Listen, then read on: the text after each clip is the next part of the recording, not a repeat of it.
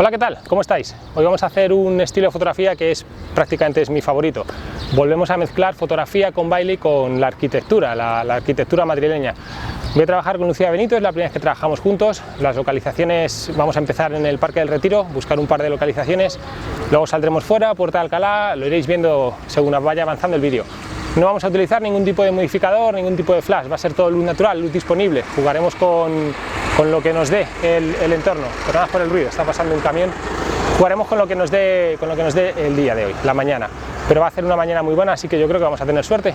Cualquier duda, consulta, como siempre, a través de mis redes sociales o por aquí abajo en los comentarios. Gracias a todos.